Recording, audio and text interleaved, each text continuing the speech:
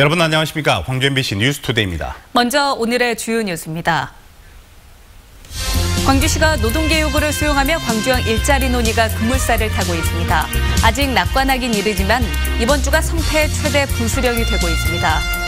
도시철도 2호선과 관련해 공론화에 참여할 250명의 시민참여단 구성이 마무리됐습니다.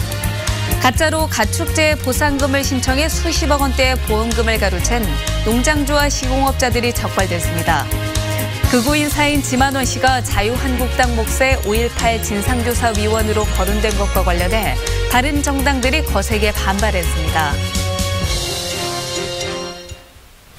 한때 노동계의 불참으로 속도를 내지 못했던 광주형 일자리 논의가 급물살을 타고 있습니다. 잘 되면 내일 협상 타결 소식이 전해질 수도 있는데요. 하지만 낙관하기는 이르다는 전망도 있습니다. 정영욱 기자입니다. 지역 노동계가 대화에 참여한 이후 열린 두 번째 원탁회의에서 광주시가 노동계의 요구를 수용했습니다. 노사협의회 개최를 비롯한 일부 법률적 사항을 바로잡는 등 기존 투자협약서를 수정 보완한 겁니다.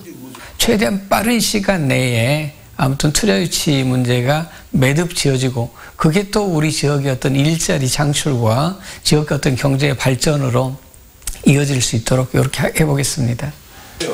또 실무를 맡는 투자유치 추진단은 박병규 의장을 제외한 원탁회의 참가자 6명에다가 시의원과 공익 전문가를 각각 1명씩 추가해 총 8명으로 구성키로 했습니다. 광주시는 수정된 협약서를 갖고 오늘 현대차를 방문해 다시 협상을 벌입니다. 한국노총도 내일 운영위원회를 열고 내부 의견 조율에 나섭니다. 현대차와 노동계 내부에서 별다른 반대가 없다면 내일 오후 늦게 열리는 3차 원탁회의에선 협상 타결 소식이 나올 수도 있습니다. 투자 협상 문안이 정리가 되면은 그걸 노사민정협의회에 상정해서 추인을 받고 그것이 된 다음에 정식 투자 협상을 맺게 됩니다. 하지만 부정적 전망도 있습니다. 그동안 현대차가 노동계의 협상 참여에 부정적이었고 최근 3분기 실적이 최악인 것도 변수가 되고 있습니다. 현대차 노조가 광주형 일자리에 반대하고 있는 것도 걸림돌입니다. 내년도 예산 반영을 위해 숨가쁘게 진행되고 있는 광주형 일자리 사업이 이번 주 성패의 갈림길에서 최대 분수령을 맞고 있습니다. MBC 뉴스 정용욱입니다. 도시철도 2호선 공론화에 참여할 시민참여단 250명이 선정됐습니다. 시민참여단은 남자가 122명, 여자가 128명이고 20대부터 60대 이상까지 고르게 분포됐습니다. 이들은 자료집이나 온라인 동영상으로 사전 수기 과정을 거친 뒤 다음 달 9일부터 1박 2일간 진행되는 종합토론회에 참석해 2호선 건설의 찬반을 결정하게 됩니다. 광주 도시철도 2호선 건설에 반대하며 공론화를 요구해온 사람 중심 미래교통 시민 모임이 2호선 공론화를 중단하라고 요구했습니다. 시민 모임은 이용섭 시장은 방송대담에서 지하철 2호선 건설 필요성을 역설했고 광주 도시철도공사 명의 홍보전단과 2호선에 대한 찬양 광고가 계속되고 있다며 공론화가 불공정하다고 주장했습니다. 광주시는 이에 대해 반대 측 요구로 공론화위원회를 구성해 수기조사에 나서기로 했는데 다시 중단을 요구하는 건 문제가 있다고 지적했습니다. 이걸 최익태 상부한 공론화위원회. 극우 인사인 지만원 씨가 자유한국당 몫의 5.18 진상조사위원으로 거론된 것과 관련해 다른 정당들이 강력하게 반발했습니다. 민주당은 대변인 논평을 통해 5.18 진상조사를 웃지 못할 코미디로 만들려 하고 있다고 비판했습니다. 민주평화당과 정의당도 5.18 왜곡에 앞장선 지 씨를 위원으로 추천한다면 그건 진상조사가 아니라 조사를 방해할 의도라며 비판하며 인물이 없다면 차라리 추천권을 포기하라고 자유한국당에 요구했습니다. 자연재해를 입은 것처럼 속여 보험금을 타낸 일당이 경찰에 무더기로 적발됐습니다. 폭설에도 축사가 안 무너지면 일부러 부셔버리고 폭염 때는 피해 가축수를 조작했습니다. 송정근 기자입니다. 폭설로 오리 축사 지붕이 내려앉고 지지대도 휘었습니다. 지난 2015년 폭설로 축사 붕괴 피해를 신고한 나주의 한 오리 농장입니다. 그런데 폭설로 무너진 게 아니었습니다. 농장주 임모 씨는 축사 기둥에 새 줄을 묶은 뒤 트랙터로 끌어 주저앉힌 것으로 드러났습니다. 임 씨는 눈이 내려도 축사 지붕의 햇볕 가림막을 치우지 않고 눈이 수북이 쌓이도록 방치해 축사를 무너뜨렸습니다. 그래도 축사가 안 무너지면 지지대에 세 줄을 달아 잡아당겼습니다. 이런 식으로 임 씨는 보험사를 속이고 재해보험금 5억 원을 받아 챙겼습니다.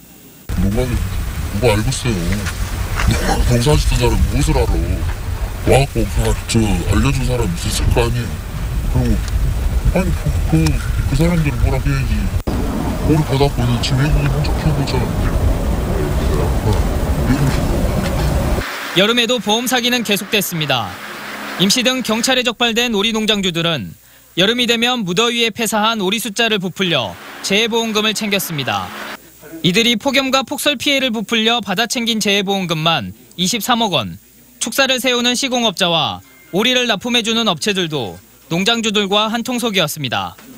무너뜨리거나 반팔을 하거나 전파를 하게 되면 사후에 이제 보험금이 수령되고 나면 다시 이제 시공을 해야 되기 때문에 시공업자 입장에 봤을 때는 보수 내지는 신축을 하기 위해서 결탁을 하게 된 것 같습니다. 경찰은 다른 지역에서도 비슷한 불법 행위가 있을 것으로 보고 수사를 확대하고 있습니다. MBC 뉴스 송정근입니다. 보험 사기를 벌인 병원장과 의사, 가짜 환자들이 무더기로 적발됐습니다. 광주 북부경찰서는 사무장 한방병원을 운영하면서 요양급여 14억 원을 부당하게 타는 혐의로 49살 이모 씨를 구속했습니다.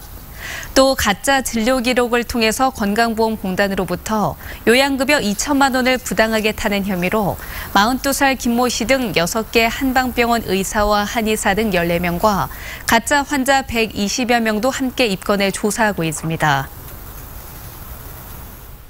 광주의 한 아파트에서 불이 나 20대 발달장애인이 숨진 채 발견됐습니다. 어제 오후 4시쯤 광주시 중흥동 한 아파트 12층에서 불이 나 집안에 혼자 있던 발달장애 2급 21살 황모 씨가 숨지고 소방서 추산 3,100여만 원의 재산 피해가 났습니다. 경찰은 타살 혐의점은 없는 것으로 보이지만 국과수 감식을 통해서 정확한 원인을 조사할 예정입니다. 한빛원전 5호기 경납 건물 내부 철 콜트의 볼트 수십 개가 제 위치를 벗어나 한쪽으로 쏠려 있는 것으로 드러났습니다. 한빛원자력본부에 따르면 계획 예방정비가 진행 중인 한빛 5호기의 내진성 강화를 위해 설치된 H빔에 조여진 볼트 30개가 설계와 달리 제 위치를 벗어나 원전 측이 원인을 조사하고 있습니다. 이처럼 볼트가 제 위치에 있지 않으면 강한 지진이 발생해 경납 건물이 흔들릴 때 H빔의 움직임을 제대로 통제하지 못할 수도 있는데 한수원은 계획 예방 정비가 진행 중인 원전 전체로 조사를 확대한다는 계획입니다. 지방자치단체 회계를 담당하는 금고를 선정하는 과정에서 후폭풍이 만만치 않게 일고 있습니다. 광주 광산구는 30년 만에 제1금고를 변경했는데 농민단체가 거세게 반발하고 나섰습니다. 이계상 기자가 취재했습니다. 전국 농민회 등 농민단체 회원들이 광주 광산구청 앞에 모여들었습니다. 지난주에 진행된 광산구 제1금고 선정 절차가 공정성을 잃었다며 집회를 열었습니다. 이들은 금고 선정을 위한 심의위원 구성과 배점 기준이 불공정하다 보니 지역 농민과 지역사회 발전에 기여한 농협이 탈락하는 결과를 가져왔다고 주장했습니다. 농협이 우리 광산구에 끼쳤던 공익적인 기능을 완전히 무시하고 자본 앞에 무릎을 꿇었지 않냐 그렇게 생각하고 있습니다. 농협중앙회는 금고 선정 자료를 공개하라고 촉구하는 한편 계약 체결 이행 금지 가처분을 법원에 신청했습니다. 이에 대해 광산구는 금고 선정 절차는 정부 지침에 따랐다며 심의 결과만 공개하는 게 원칙이라고 밝혔습니다. 평가 항목을 개정하지 않는 한 지금 현 상태에서는 그것을 저희들이 의무적으로 어떤 은행을 밀어주기는 힘든 상황입니다.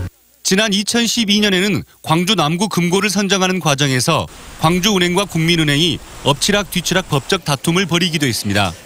지자체 금고지기 쟁탈 전에 막강한 자금력을 갖춘 시중은행들이 뛰어들면서 지자체 1, 2금고를 양분했던 지역은행과 농협도 벼랑 끝 경쟁에 내몰리게 됐습니다. 금고 선정에 따른 불공정 시비를 없애고 거액의 출연금에 휘둘리는 구조를 개선해야 한다는 목소리가 커지고 있습니다. MBC 뉴스 이계상입니다. 전기차 충전소의 지역별 불균형이 심하고 특히 광주의 인프라는 다른 도시보다 열악한 것으로 나타났습니다. 민주당 송갑석 의원이 한전에서 제출받은 자료에 따르면 광주에 등록된 전기차는 1,055대인데 반해 충전기는 119대로 보급률이 11.3%에 그쳤습니다. 이는 전기차가 12,000대가 넘는 제주를 제외하고 전국에서 가장 낮은 것으로 세종시의 65.5%와 비교하면 6분의 1 수준입니다.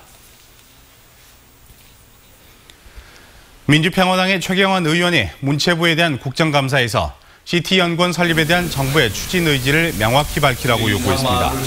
최 의원은 문화기술 연구개발을 전담할 CT연구원의 광주 설립이 문재인 대통령의 공약이지만 100대 국정과제에서 빠지면서 추진 동력을 상실한 것은 아닌지 의문이라며 정부가 추진 의지를 분명히 밝혀야 한다고 주장했습니다.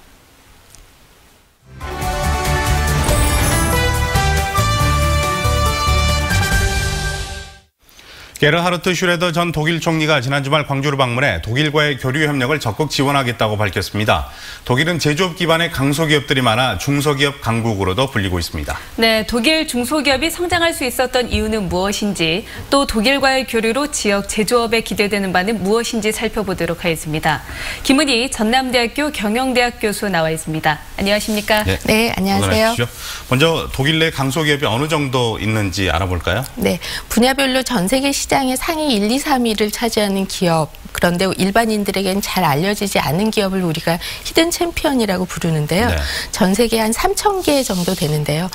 독일의 경우에는 1,300여 개, 약 48% 정도를 차지하고 있습니다. 네, 그렇군요. 그럼 이렇게 중소기업이 잘 성장할 수 있었던 이유는 어떤 게 있을까요? 네, 우리나라를 포함해서 대부분의 선진국들이 생산 원가를 절감하기 위해서 노동력이 싼 국가로 생산 기지를 이전하는 그런 제조업의 아웃소싱을 진행해 왔는데요. 네. 독일은 이와는 다르게 자국 내에 생산 기지를 두고 생산 공장을 두고 끊임없이 혁신을 통해서 제조 경쟁력을 유지해 왔습니다. 그 결과로 글로벌 금융위기로 인해서 전 세계적으로 불황이 왔을 때도 안정적인 성장을 유지해 왔고요. 네. 최근에는 인더스트리 4.0을 통해서 그 경쟁력을 더욱 확고히 하려고 하고 있습니다. 네. 그런데 광주와 전남 지역 제조업 종사하신 분들이 최근에는 위기다 이런 말씀 많이 하시거든요. 네. 이 독일과 협력한다면 어떤 방식으로 이루어져야 될까요? 독일에서 특히 이제 인더스트리 4.0을 추진하면서 추가적으로 중소기업의 디지털화를 더욱 강화시키기 위해서 미텔슈탄트 4.0이라는 것을 추진을 하고 있는데요. 네. 여기에서 중요하게 여기고 있는 것이 중소기업에 대한 교육, 또 직원에 대한 재교육, 직업 훈련인데요. 이 지역에서 이제 독일과의 협력을 또 지속적으로 여태까지도 추진해 왔었는데요. 앞으로의 방향은 이런 지역에 기반을 둔 중소기업의 성장을 위해서 기업 교육에 대한 어떤 벤치마킹을 좀 해서 우리 지역 실정에 맞는 그런 전략을 추진할 수 있는데 큰 도움이 될 거라고 생각이 됩니다. 그렇군요. 요즘에 최근 중소 제조기업 위기 극복 방안으로 스마트 공장 그리고 스마트화가 지금 붐을 일으키고 있습니다. 그러면 이 스마트 공장이라는 게 어떤 걸까요? 네, 저는 사실은 스마트 공장보다 스마트화를 더 강조하고 싶은데요. 네. 스마트 공장이라고 하면 이제 물리적인 것, 또 ERP 시스템과 같은 지원 시스템을 먼저 떠오르게 되는데요. 사실 지금 현재 기업에게 필요한 것은 기업 전반에 걸친 스마트 변환이라고 생각이 되고요. 여기에는 스마트화로 인한 새로운 기업의 이제 비즈니스 모델과 같은 전략적인 측면, 인적 자원 개발, 그리고 제조 생산 분야의 스마트 공장, 물류, 유통 등 기업 활동의 모든 분야가 포함되는 것이기 때문입니다. 네.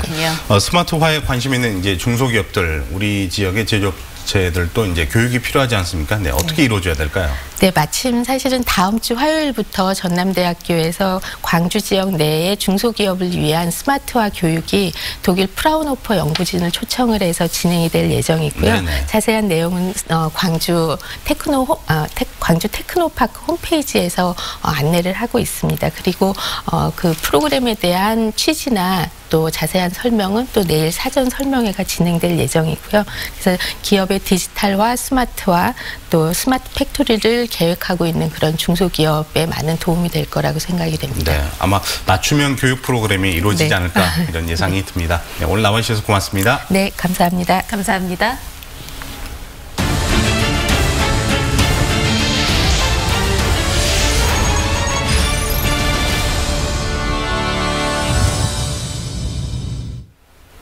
한 농촌 마을에 주민 누구나 이용할 수 있는 냉장고가 생겼습니다. 특히 홀몸 노인들이 반기고 있다는데요.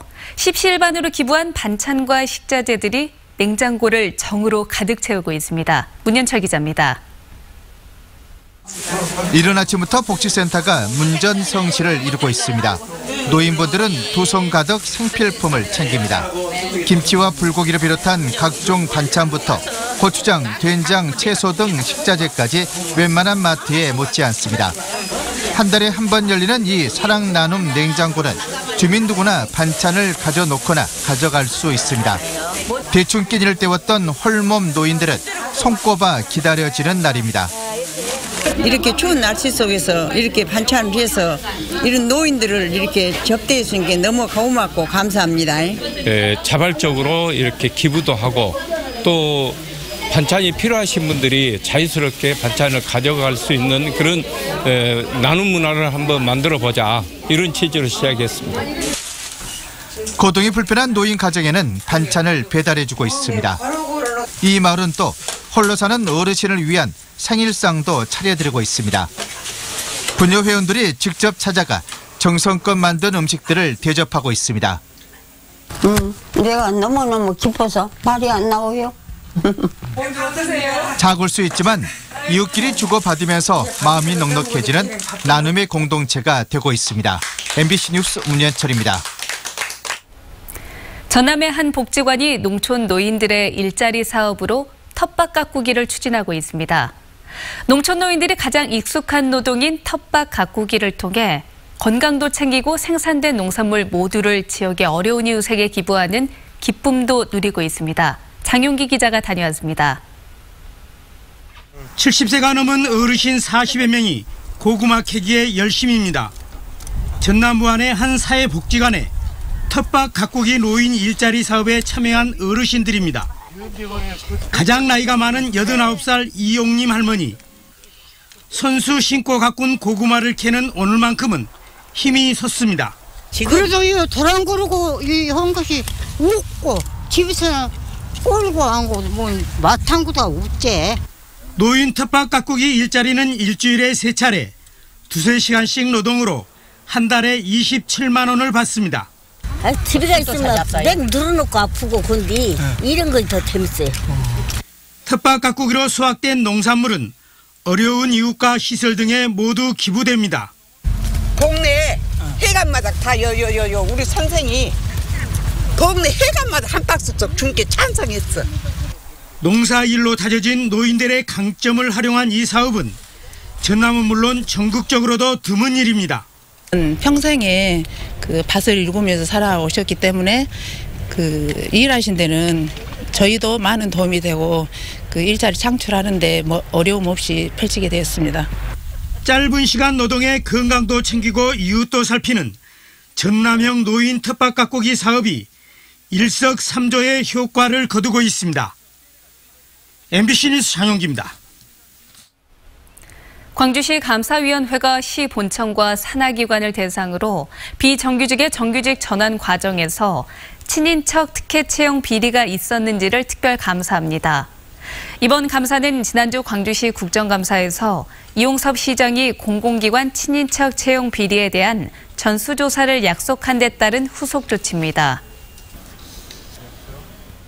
광주시가 최근 감염병 전수 감시를 실시한 결과 수도 2,500여 건, 유행성 이하선염 470여 건 등이 접수됐다며 사전 예방접종과 함께 감염병 예방 수칙을 잘 지켜줄 것을 당부했습니다. 수도와 유행성 이하선염은 주로 영유아나 초등학교 저학년 어린이층에서 발생률이 높고 10월에서 1월에 가장 많이 발생합니다.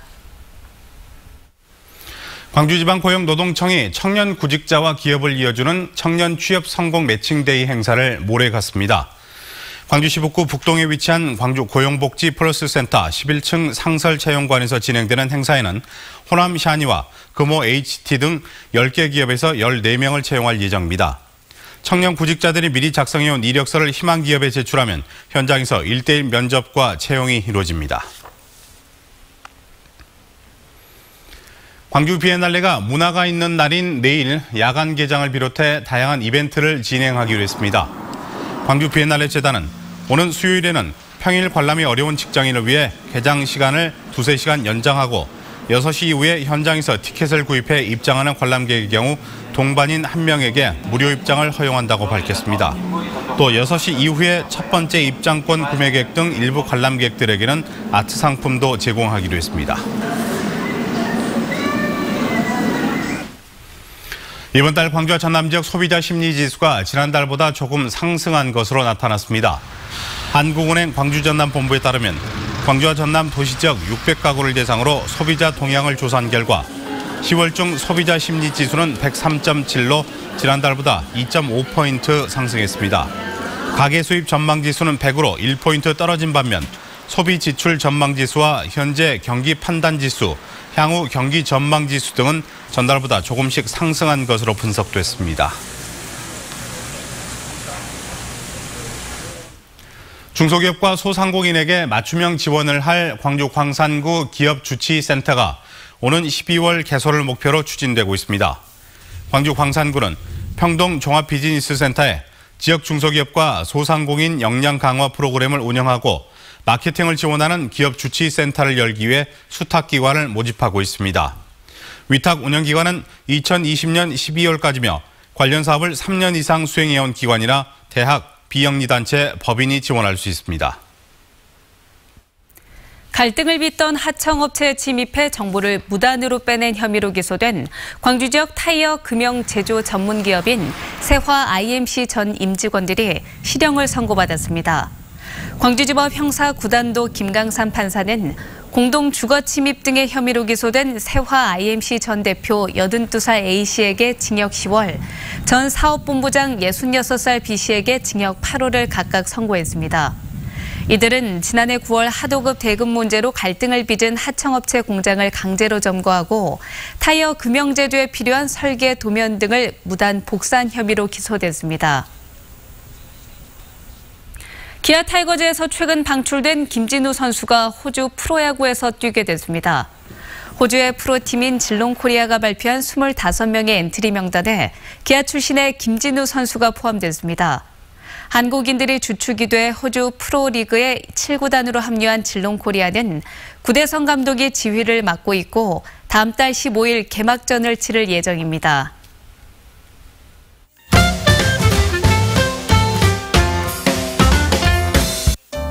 쌀쌀한 바람이 불면 볼거리와 수두가 유행하곤 하죠. 예방접종만 잘하면 발병과 합병증을 막을 수 있다고 합니다. 질병관리본부는 최근 생후 12개월에서 15개월 사이, 만 4세에서 6세 사이의 어린이라면 관련 백신을 맞는 것이 좋다고 권고했는데요. 국가 예방접종은 가까운 보건소와 지정의료기관에서 주소지에 관계없이 받을 수 있고 예방접종 도우미 누리집을 통해 접종 기록도 확인할 수 있습니다. 2018 화순 국화 향연이 11월 11일까지 화순읍 남산공원 일원에서 열립니다. 오색 국화와 억새, 핑크뮬리 등 50품종의 가을 작물들이 관람객을 맞이하고요. 매주 토요일과 일요일에는 마술쇼, 국악, 재즈 공연 등이 펼쳐집니다. 이번 주 수요일 문화가 있는 날을 맞아 통기타 연주와 낭독극을 한 자리서 감상할 수 있는 공연이 빛고울 시민문화관에서 열립니다. 가을이 오면 고엽 등 감미로운 가을 노래와 소설 오발탄 낭독극을 무료로 들을 수 있는데요. 사전 예약한 관람객에 한해 입장이 가능하고 공연 후에는 기념품도 제공될 예정입니다. 광산문화예술회관에서는 31일 문화가 있는 날에 소설가 김영하의 토크 콘서트가 열립니다. 주제는 예술가가 되자 지금 당장으로 인문학적 통찰력과 순수 예술의 중요성을 강조하는 강연이 진행되고요. 프로젝트 그룹 김트리오의 문화 공연도 함께 열립니다.